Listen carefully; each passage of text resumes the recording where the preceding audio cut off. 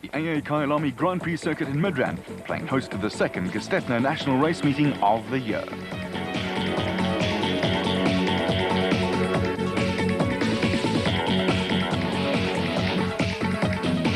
Well, welcome to Kyalami for round one of the Bankfin Touring Car Championship. We've had a 2.5-month break. There have been various changes. You'll see the cars coming out shortly. The color scheme is very, very different on many of the cars. And most importantly of all, we've got Opel Motorsport back with the Malaysians from Petronas. Wonderful to see them back here. They are winners from the past, and we expect them to do very well this season. As Graham Duxbury pointed out, Opel are back in the Bankfin touring car fold with long-serving factory driver Sean Watson-Smith and experienced Dion Hubert entrusted with the driving duties. Opel also bring with them backing from Malaysian oil giant Petronas. The Opel factory team was among the pace setters in the early years of South African touring car racing, but now find themselves having to play a catch-up game in a fiercely competitive series where progress never really stands still. Well, at this stage we're right at the infancy of the project. Obviously we started with a completely clean sheet of paper, and we've got here with two cars that seem to be running fairly reliably, which we're pleased about at this stage, touch wood. And from here really we need to develop the cars. They're brand new in almost every respect, and so we need quite a bit more track time, I feel, before we're fully on the pace. Having said that, we're reasonably pleased with what we've managed to achieve in the short time that we've had. But from here really we're looking to move forward fairly quickly and really go up a very steep learning curve.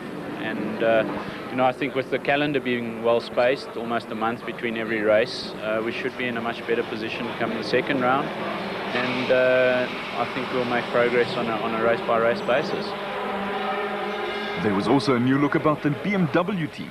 SAS will remain as principal sponsors, and former champion Sean van der Linde and Mike Briggs again do the driving, but they will be out in new cars with the team tired of playing second fiddle to the winners Nissan. I think this year we've got to do it.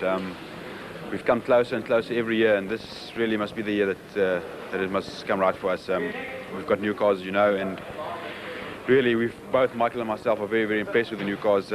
They've really, they're above expectation. We didn't really think that we would be on the pace as soon, and yes, we're very, very confident and positive, and going by the times yesterday and on Thursday, it looks like we're really in with a good chance. There was immediate reward for the team when Mike Briggs, who won both his touring car championships with Opel, put the new car on pole for the first round at AA Kyalami.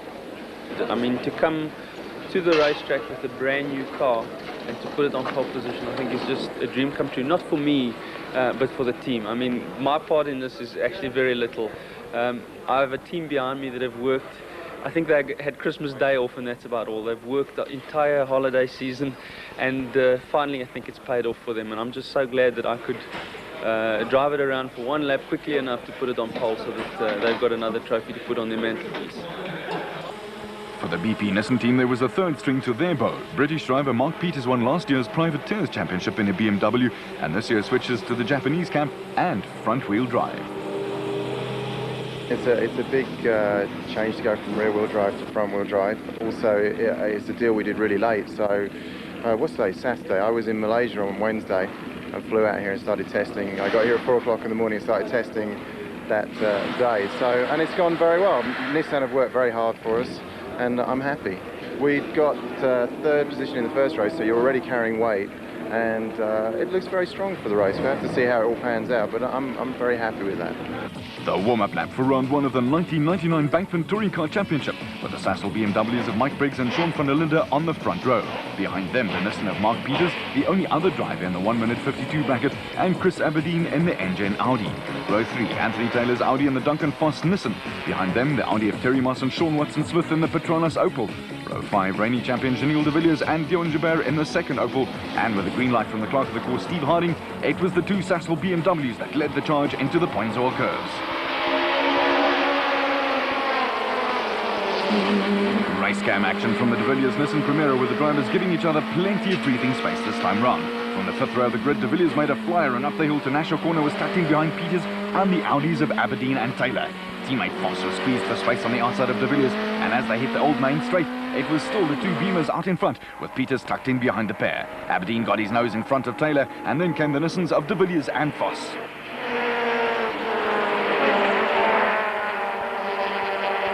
a good year sweep, and we're in car with Anthony Taylor's Audi with the Krugersdorp driver right on the tail of teammate Chris Aberdeen. There was nowhere around the outside for Taylor. Good year corner, but at the front of the field, the Sassel BMWs of Sean van der Linde and Mike Briggs were starting to get away from Peters in the Nissan Primera. The new E46 BMWs are making their first race appearance anywhere in the world, with the cars designed and built by BMW South Africa Motorsport Division at their Midrand headquarters around the corner. Now the climb up the hill to Westbank corner. Race cam action from the De Villiers Nissan, and the two-time champion had his sights set on the engine Audis of Chris Aberdeen and Anthony Taylor. De Villiers had the tight line into Westbank, and there was a little nudge from Aberdeen, who did well to hold the Audi, and Taylor and De Villiers emerged side by side for the run down to Celtic's mineshaft. This is indeed Nissan territory, with De Villiers inching his way ahead of Taylor through the Haviland sweep, but it was the Audi driver who had the inside line for the hairpin at the Vodacom Bowl, and listen to the crowd going. Action aplenty with the two Audi Nissan battles going on, with Taylor taking on De Villiers and Terry Moss scrapping with Duncan Voss. Touring car drivers don't take any prisoners, and De Villiers simply muscled his way past Taylor at the AA kink. That dropped Taylor down to 6th behind the two BMWs, Peters, Aberdeen and De Villiers, and behind Taylor there was a free-for-all developing. Duncan Voss gave Terry Moss a rather unfriendly nudge there, and Moss got the third engine Audi all out of shape at Kisletner corner. Voss then had to take evasive action in a bunch that included the Petronas Opels and privateer Marco de Santos. This was the view Mark Peters had of the two Sassel Beamers as he chased van der Linde and Briggs through the Penzol curves. Then came Aberdeen, De Villiers and Taylor, but with Moss going missing, the midfield bunch was led by Watson Smith, who had Voss, de Santos and Newbound tucked in right behind him. It was tight up there. Out of Nashville corner and onto the old pit straight, and a sight to gladden the hearts of BMW fans everywhere, with van der Linde and Briggs well in control of proceedings. Behind them came Peters, Aberdeen, De Villiers and Taylor, and a little further back Watson Smith, who was under serious attack from Duncan Voss. And confirmation too that Terry Moss was out of the race, with marshals swarming around the engine ID, which was parked at the end of the Kistetner straight. Lap 3 with the leaders charging up to the tabletop braking area at Westbank corner, with Mark Peters closing in on the Sassel BMW of Mike Briggs. The Briton had brought with him Chris Aberdeen and Janelle De Villiers, and there was a hint that matters were going to hunt up just a little more, if that was possible. The Celtic's mineshaft is normally one section of AA Kyalami, where the Nissan Primeras have in the past shown a slight superiority. But Peters made no impression at all on Briggs, and if anything, it was the BMW that had the legs on the Primera. The BMW was just a little twitchy under braking for the hairpin, but for the first time in the race, there was a little pressure on Briggs, with Peters, Aberdeen, De Villiers and Taylor starting to queue up behind the Beamer. Race cam action this time from the Briggs car, with Peters closing right up on the BMW under braking for the AA kink. Behind Briggs and Peters, champion De Villiers was starting to think of finding a way around Aberdeen, and they were further indications that this race was going to provide for plenty of drama.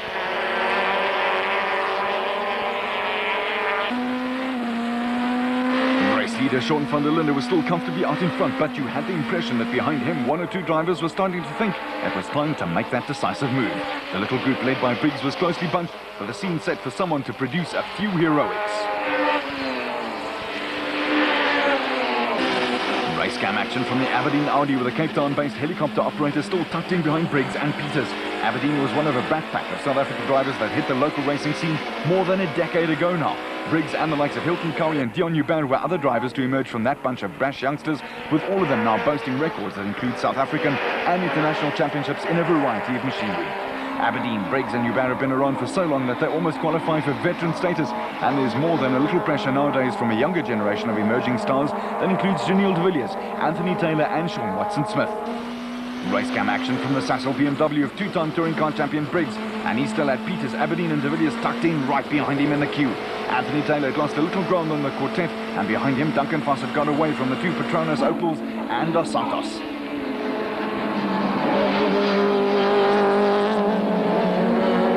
Line astern just looking for a crack in the defences. The exit from Westbank corner, with Aberdeen still chasing after Mark Peters, who was a somewhat surprising addition to the BMW Nissan Primera squad this season. Sheer consistency took the Briton to the Privateers Championship in a Dugsbury Modems-backed BMW last season, and it was a little surprising to see him upstaging teammates De Villiers and Voss. Peters had settled quickly into the new techniques needed to handle a front-wheel drive touring car, and was doing a great job of staying with Briggs. Sean van der Linde was still comfortably out in front in the second Sassel Beamer, but everyone was now waiting for something to happen in the little train from Briggs in second place down to Taylor in sixth. Only around 2 seconds separated the 5 cars, and it was about time for the fireworks to start, as this type of racing always provides. Another lap under the belt for the leading bunch, with 1994 champ Sean van der Linde still ahead of double champion Mike Briggs. It was all looking good if you were a BMW fan. And behind the two Beamers, other drivers now had to start about thinking of reaching into whatever box of tricks they had hidden away wherever it was in the car. Lap 6 and a change in the status quo, with Chris Aberdeen now into third ahead of Mark Peters. Duncan Foss had also worked his way ahead of Anthony Taylor, with the three factory Nissans now running in tandem. Peters had run into a brake problem, and all was not well with de Villiers, who was running into electrical gremlins. His alternator went at the beginning of the race, and that meant a loss of, amongst others, his power steering. You can imagine what sort of drama he had in the car. De Villiers was also under serious pressure from Foss and politely moved over to let his teammate through as they came out of Westbank corner. The sands had started to shift a little, and the pressure on Briggs had been relieved, with a slight gap opening up between the second BMW and Aberdeen, who was in third. A little comfort zone for Briggs at the Vodacom pole, and more evidence of the brake problems that were making life uncomfortable for Peters. De Villiers did not look any particular trouble as he tucked in behind Peters on the short climb to the AA Kink, but an intermittent electrical problem was hampering the 1997 and 98 Bankfin champ. Duncan Foss had set a new lap record on his charge through the field and picked up another place when he went ahead of the ailing Peters at the 90-degree left-hander at Gestetner. De Villiers also lost out when Anthony Taylor went past him, and after a quiet period, it was all starting to happen. Taylor now had Peters in his sights, but de Villiers had not yet thrown in the towel, and through the Penzor curve straight, sneaking through on the inside of the engine Audi. There were a few anxious moments for Taylor when he was forced onto the dirt, and when he got back on the black stuff, he was behind de Villiers at National Corner, and you could bet on it that the Krugersdorp youngster had retribution on his mind. Race leader Sean van der Linde was still in complete control in the Sassel BMW, and teammate Mike Briggs had a firm hold on second place, and behind him third place Chris Aberdeen in the engine Audi. Two of the three factory Nissan Primeras were in trouble though. Lap 9 of 12, with more drama about to unfold. Sean van der Linde and Mike Briggs were starting to disappear into the distance, and there were problems for Duncan Foss in the Nissan Primera. He was coasting along with no oil pressure, and the engine Audis of Aberdeen and Taylor whipped past the Primera through the Haviland sweep. Next to go past Foss were teammate de Villiers and Peters, who had been joined by leading privateer Marco de Santos in the Middelburg Nissan Sentra. De Santos went past de Villiers at the AA Kink, and then found himself the victim of the sort of incident every racing driver dreads. Peters had pulled over to the left of the circuit and looked to be headed for the pits. Now completely out of brakes, Peters slid across the grass verge at the entrance to Gestetner and took out the unfortunate De Santos. Within three corners, two Nissans were hors de combat in the AA Kyalami kitty litter, with a third parked on the side of the circuit, with Duncan Foss sitting disconsolately on the Armco barrier. Meanwhile, Mark Peters was doing his best to console Marco de Santos, but worse was to come for Nissan. That was when Janil de Villiers parked the third Primera on the side of the track and legged it for safety. The Nissan had run out of all electrics, and it was all over by the shouting for Sean van der Linde and Mike Briggs. The two former champs brought the Sassel BMWs home in a marvellous debut for the new cars.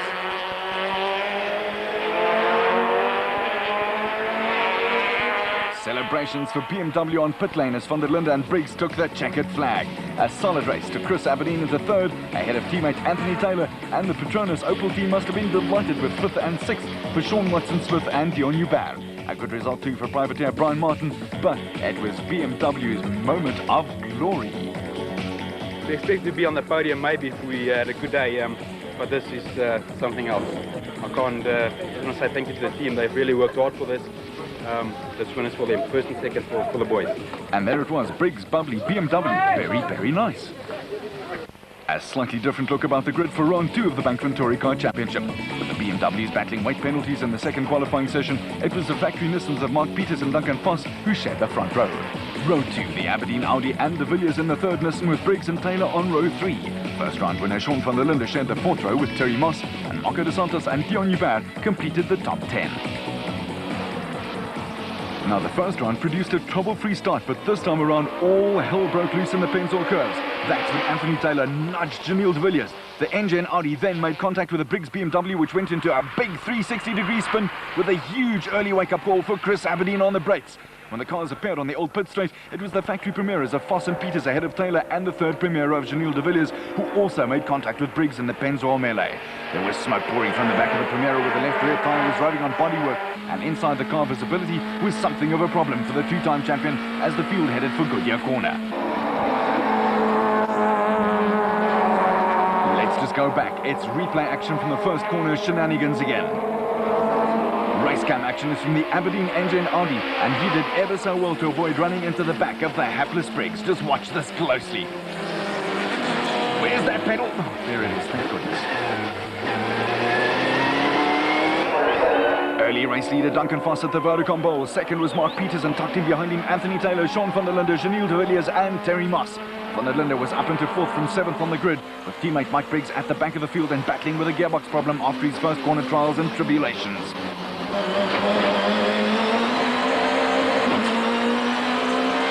Peters was under heavy pressure from Taylor to Gestetner left-hander leading onto the start-finish straight. And when the engine Audi suddenly swerved onto the middle of the circuit, Van der Linde had to take evasive action. It all worked to Van der Linde's advantage, with the BMW moving ahead of the Audi. The Peters Primera had also picked up lap 1 damage, and with an extra 50 kilograms of weight for pole position, the Briton was in trouble. When he arrived at National Corner, it appeared that Peters had a gearbox full of neutrals, and no fewer than 5 cars went past the struggling Primera.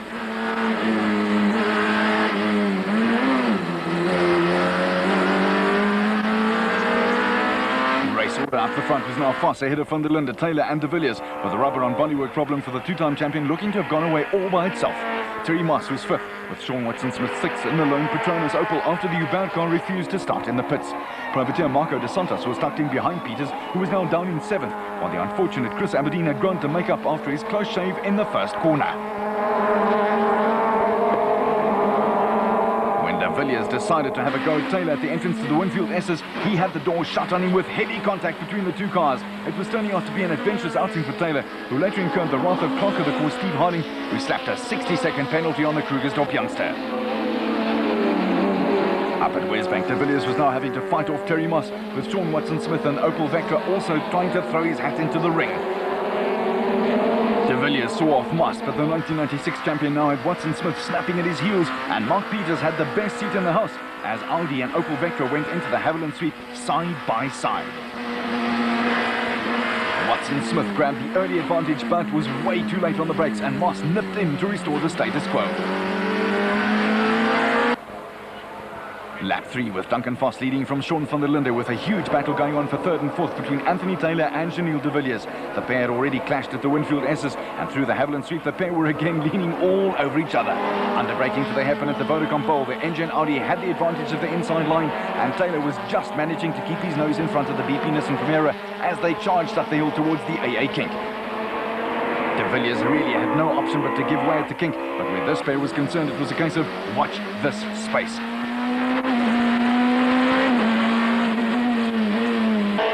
Behind Taylor and de Villiers, Moss still had his hands full with Watson-Smith, while de Santos and Aberdeen had both moved ahead over struggling Mark Peters. No change in the order up front, with Duncan Foss still leading from Sean van der Linde and the Taylor de Villiers scrap. It was behind the first four where drama looked a distinct possibility, with Terry Moss fighting off Sean Watson-Smith, with Chris Aberdeen closing on Marco de Santos, who was running at the front of the Privateers race. Aberdeen was a steady third in the first, but his first corner problems, which were not of his own making, ruled him out of a podium finish this time around in the second race. Making his touring car debut was former Formula 4 driver Byron Botha in the ex-George Besaidnot Nissan Sentra, and he provided the crowd at the Vodacom Bowl with plenty of entertainment. Almost like ballet, wasn't it? Back with the factory teams, and the day's entertainment also looked to be over for Sean Watson-Smith and the Petronas Opel Vectra. Watson-Smith came coasting down the hill towards Goodyear Corner and was looking for a place to park the Opel, which had run into fuel pressure problems. It indeed was a disappointing end to the day for the Opel team, but they must have taken heart from good reliability in round 1 and a promising early race start from Watson-Smith in round 2. Lap 9 out of 12 now, with third place Janelle de Villiers in the Nissan Primera running ahead of the trio of engine Audis driven by Anthony Taylor, Terry Moss and Chris Aberdeen.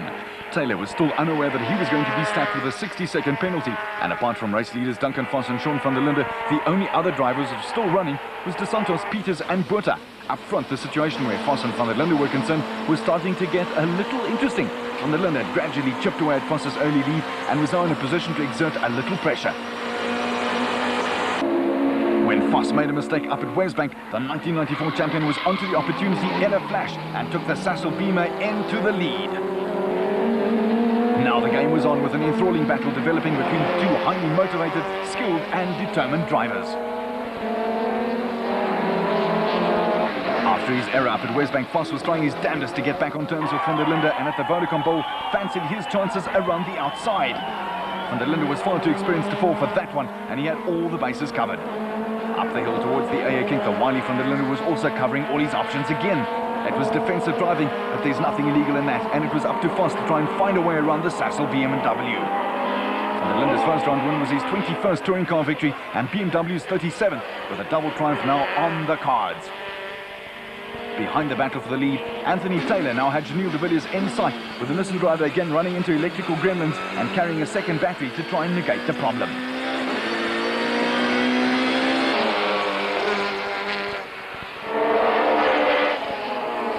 Into the closing stages of what was now a two-horse race up front, with a big question whether or not Duncan Voss could dig into his reserves and pull something out of the bag for the BP Nissan team.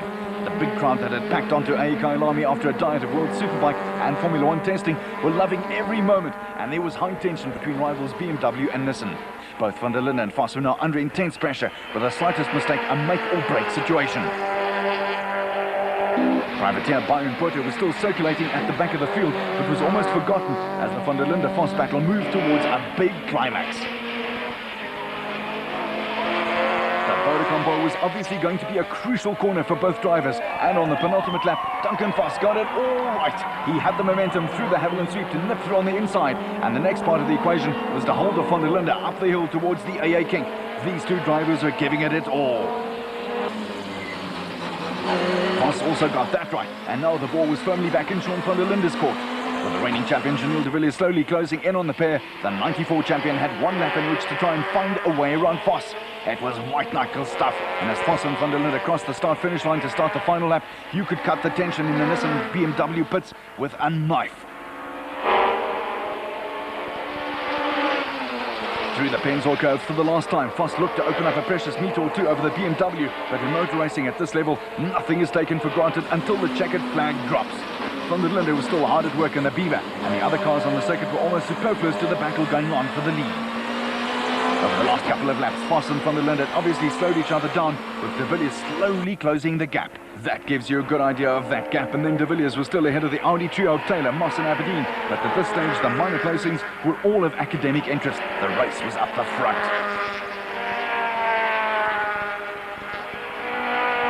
Last lap, Duncan Voss's nerves held to deny van der Linde and BMW a second win on the day, but where the rest of the season is concerned, the battle lines are firmly drawn.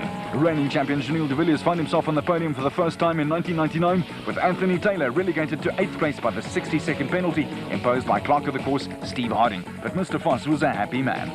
Backwards and backwards. They all got me on the inside. Well done, eh? Well done. Well done. Well done. I got a good start. Mark, my teammate, let me through. And I thought, I must just try and put in a couple of quick laps and I'll be safe. And then I saw Sean's car in my rearview mirror and I knew I was in big trouble. So I pushed really hard the first 3 or 4 laps and I could see his pit board and he was just closing at about a second a lap. So I protected my tires for a lap or 2 and then I had to go hard again because he was right on my tail and eventually he passed me. But I could see he was on the edge as well, on the limit. And I started losing front end traction. I went a little bit back on the brake bias, distributed my brake pressure a little bit better through to the rear. That made a slight improvement and I could brake just a little bit later. And I managed to get him down at the bottom of the mine shaft. But it was a great race. A physically drained Duncan Voss, with the Nissans back on the podium after the race 1 disappointment. The Japanese manufacturer managed to grab the manufacturer's trophy after consistency in race 2. At the podium ceremony, we caught up with leading privateer Marco de Santos. Long-awaiting premiere. Hopefully he's coming for the next race, but having a good race first heat as well. And then something went wrong with Mark Peters' brakes. It wasn't his fault, it was a mistake racing incident. Second heat, I had a really good race. I lost position to Chris when something went wrong with Sean's car. I bumped into him and bogged my car down, so he got past me. And at the end of the race, no one's got grip